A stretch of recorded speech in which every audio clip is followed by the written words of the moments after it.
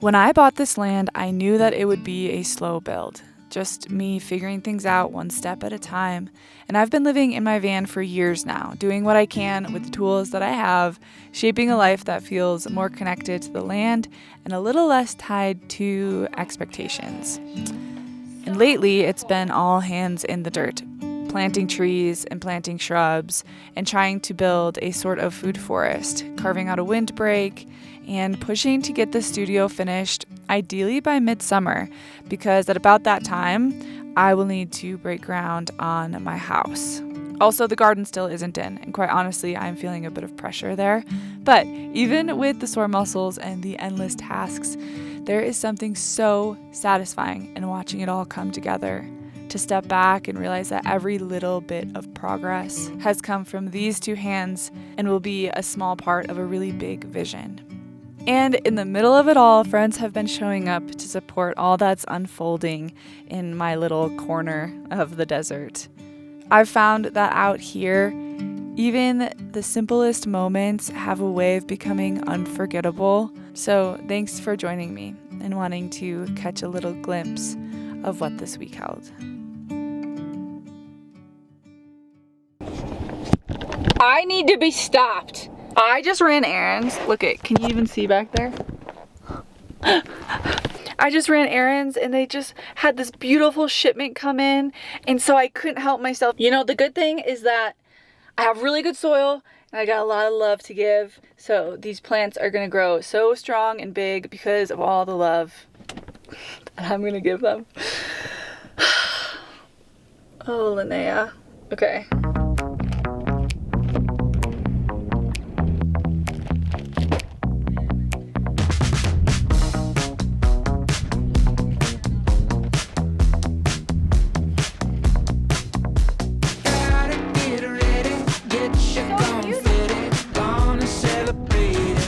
It is the most beautiful day.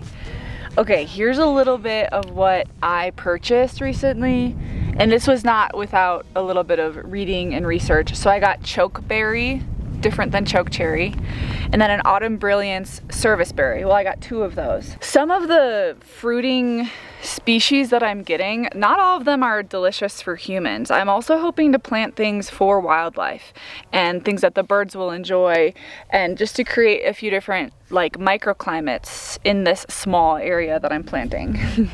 So it's not all about my enjoyment of the food, but also the wildlife, and hopefully it'll bring in some more diversity there too. There's something that feels really powerful about putting new life into the ground, especially when you're not just planting for yourself. So today I am adding aronia, also called chokeberry, and some serviceberry shrubs to the landscape.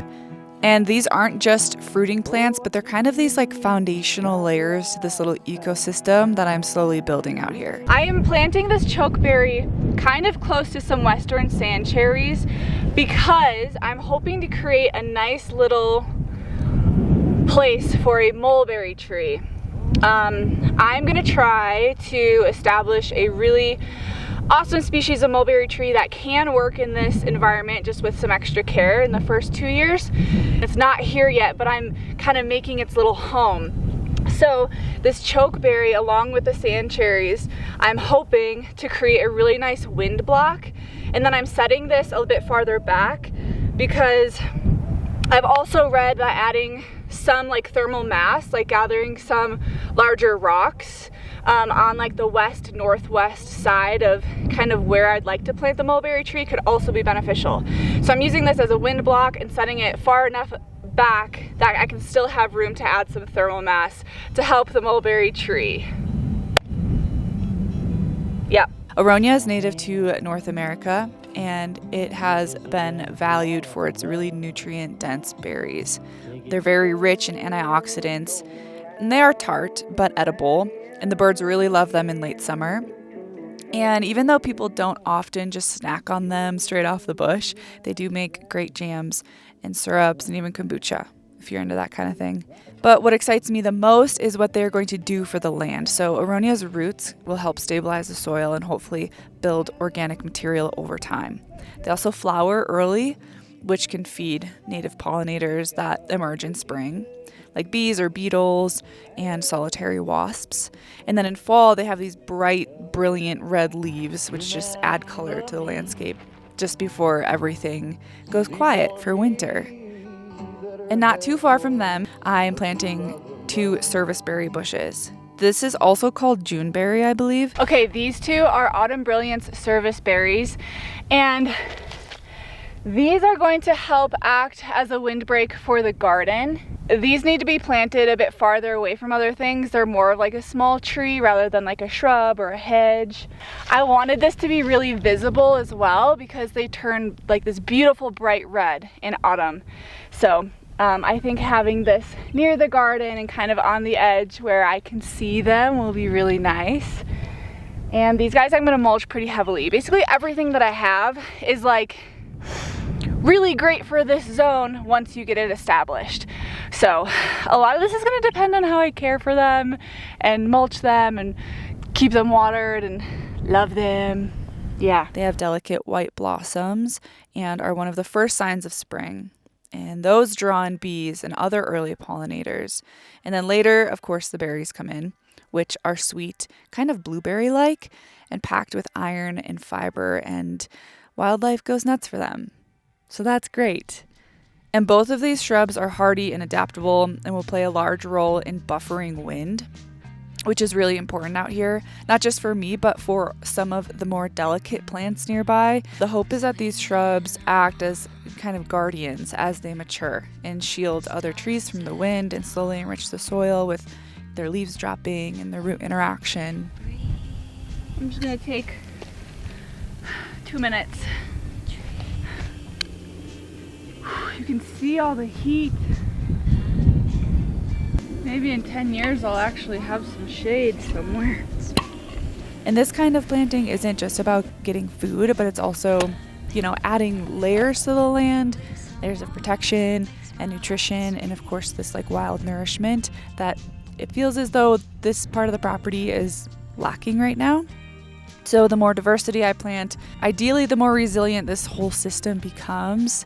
And I think that the birds and the bees and maybe some deer and definitely future me will thank me for it.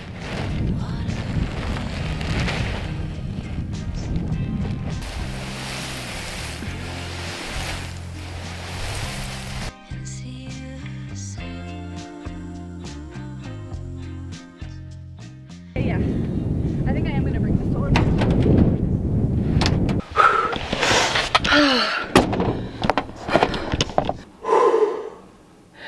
The heat today is getting me.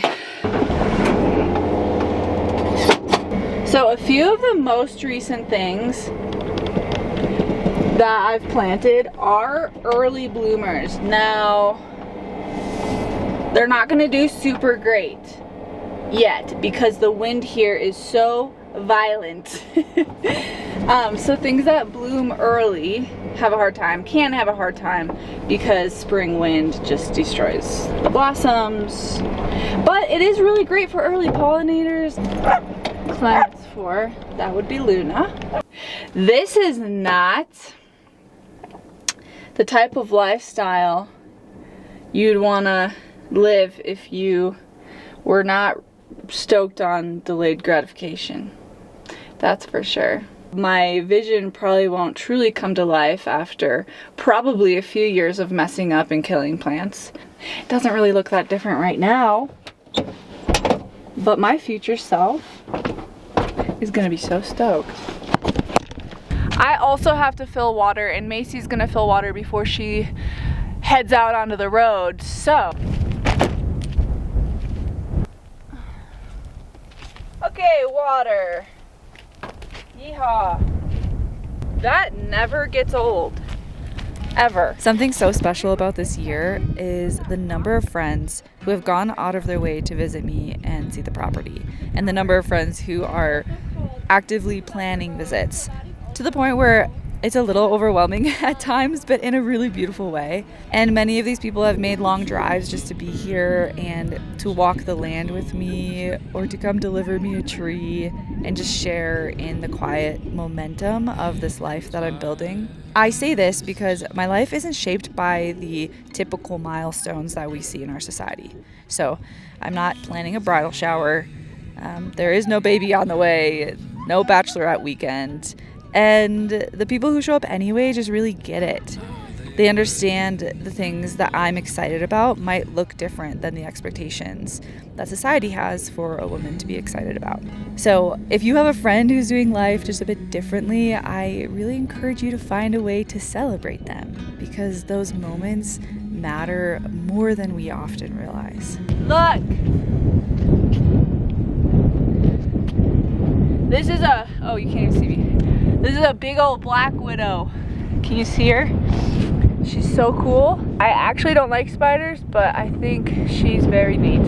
Here, why don't I do this? Oh, that's a really good idea. That is a beautiful black widow. That's big. Yeah, I don't want her anywhere near my man. Macy's rehoming the beautiful black widow where she'll be safe. I oiled my hair yesterday because I want to shower today, but it's just so windy. Come on up. It is 4:20. I haven't really eaten much today, but I've gotten a lot done, which feels really good. But this is one of my favorite snacks when it starts getting warm because it's so refreshing. Okay, I just shaved my carrots into ribbons. Soon I'll be able to do this with my carrots from the garden.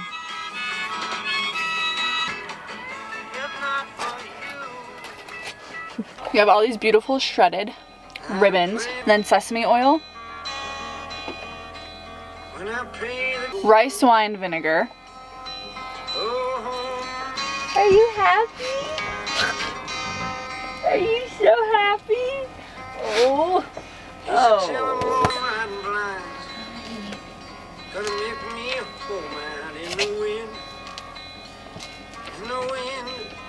Okay, then salt.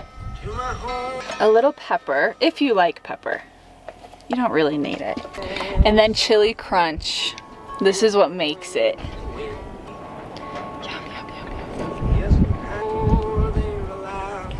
Have you ever tried carrot ribbon salad like this? Do you want to try some? It's so good. That's good. And that's so good? You like it? Do you want me to make you one? I can make you salad. You don't have to. Oh, mine. I just need a bowl. Are you sure? Yeah. Pretty spicy. How spicy it is? Yeah, well, I mean all of it. I would have just used mine, but I just got done sucking on them, so I didn't think you maybe would want me to do that. That's the best. When they're already sucked on? Yeah, pre-sucked chopstick. Okay, I think that might be the same spice. Oh wait, no, I didn't put any salt on it yet. Oh. Okay, I had another crazy day. Okay, long story short, I thought I had a course today that I had signed up for.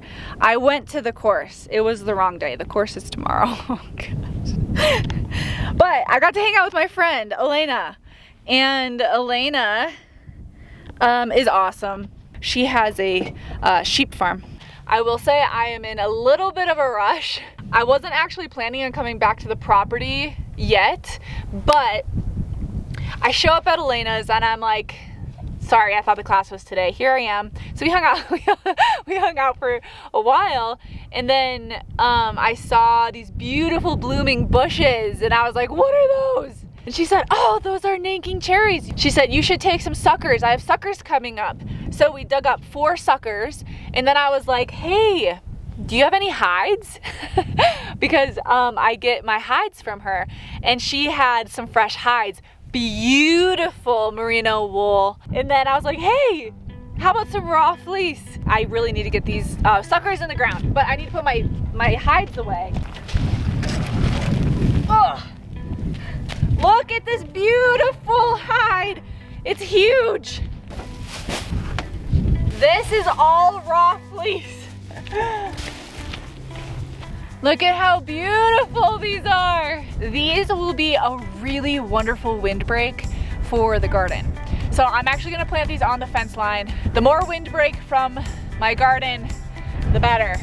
So Nanking cherries are not native here. They actually originally come from Asia, but it does grow really well in this climate. It's very hardy, drought tolerant, and a great fit for high desert conditions like mine. And since these came from Elena's already established plants, it makes it feel special in a way to get them in the ground here and kind of always have that tie to her. These bloom early in spring with these soft pink and white flowers, and the pollinators love it. And then in early summer, the bushes produce some like tart red cherries. They also make great windbreak, which is exactly what I'm going for here, adding structure and protection for the more sensitive plants nearby and in my garden. Now, I was a little worried about transplanting them right now since they were already in bloom when we dug them up. Blossoms can take a lot of energy, and ideally that energy would be focused on, root growth. But with some compost and deep watering and probably a bit of luck, I'm hoping that they settle in and decide to stay. It's always kind of just a leap of faith, and transplanting can be really traumatic for plants, but these feel like I'm just adding another layer of resilience and beauty and nourishment, and I'm really excited about them.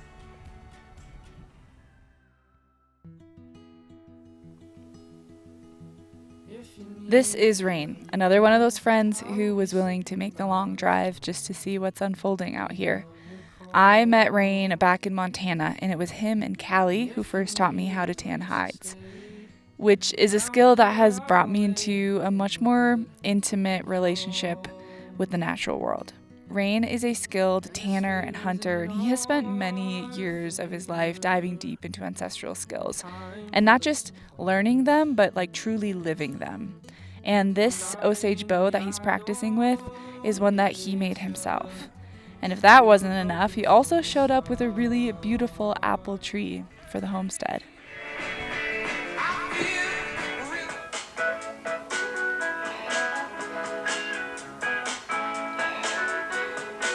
Honey's still in your bed. What are you gonna do?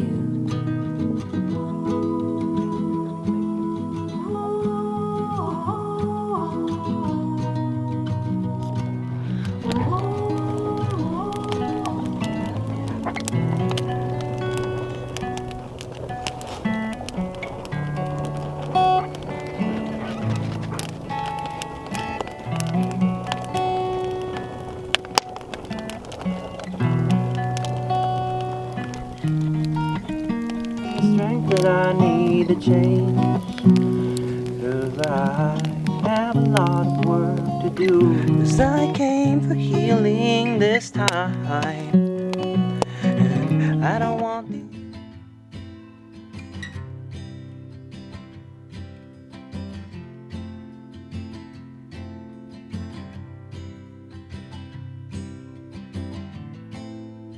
lavender fields where the sun drips gold. I'll be waiting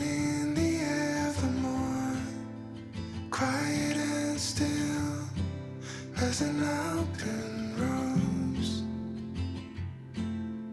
far away from where we were before, in this walk across eternity.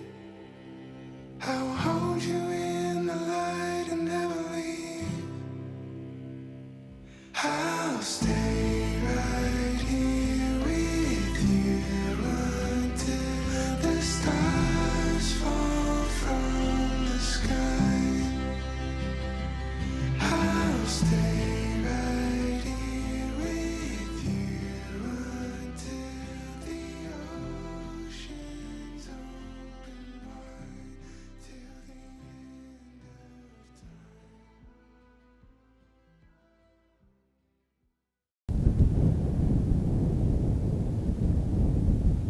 Buddy? Is he?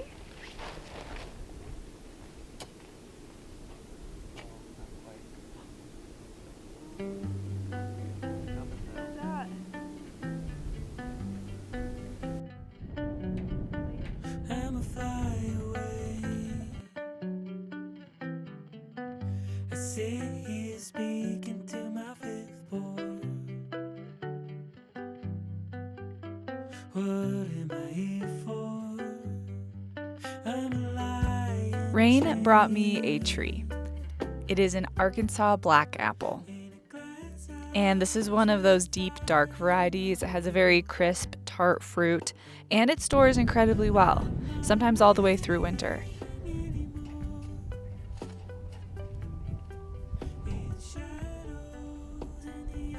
This tree is a late bloomer, which makes it a really perfect fit here, especially since I've already planted companion trees here nearby that will help with pollination.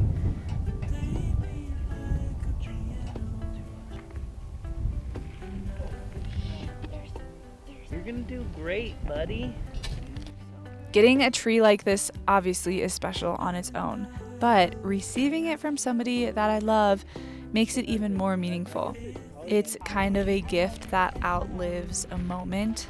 You know, something that will take root and grow and ideally give back for decades. Why not?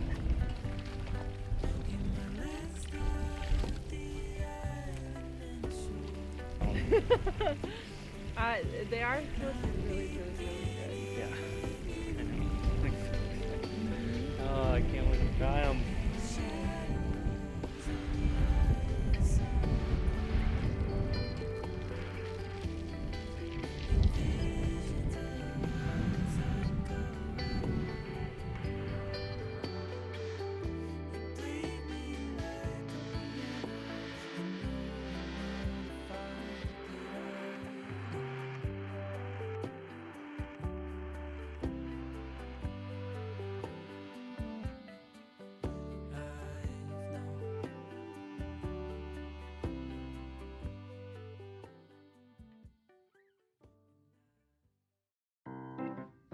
Some extra fiber is good for your dog's anal glands.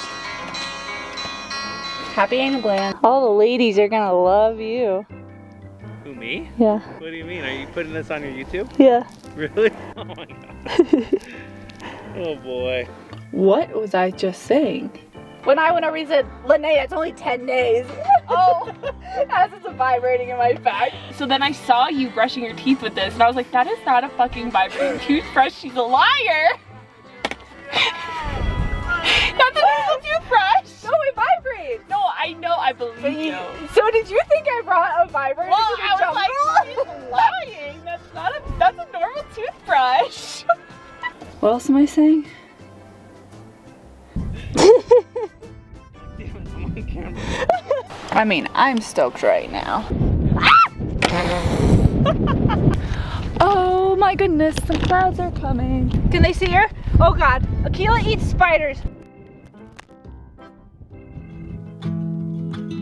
You remind me of so many things. You remind me of flowers, golden hour,